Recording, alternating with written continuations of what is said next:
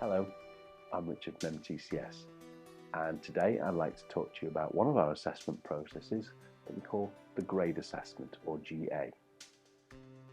The grade assessment is an assessment process where people will actually work through a whole set of competencies over a long period of time as they progress perhaps to a higher role in their organisation.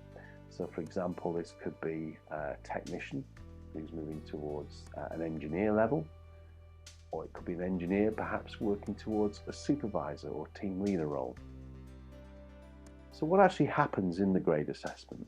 Well, the key to the grade assessment is actually being assessed by qualified skills assessors in the workplace.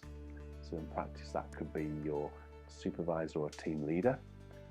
And during that period of time, which could be up to 6 to 12 months, the individual will be working through the competencies. They'll be being observed on various activities.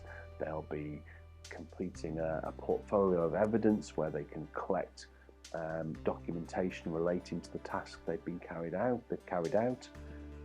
They will be getting questioned by their assessor, and as they progress through the competencies, they will collect this evidence in a portfolio of evidence, or an electronic portfolio, as we have on MTCS Online. It's important when doing a grade assessment that the individual is actually assessed over a range of different activities.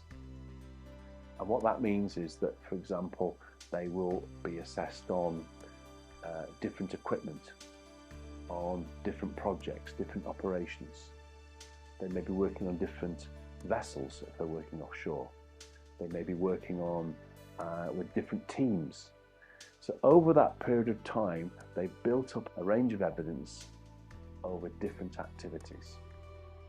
Once they've completed their competence over those activities, then they can then submit that evidence into MTCS, where a verification takes place, and subject to that evidence being satisfactory, then they will be awarded a certificate of competence.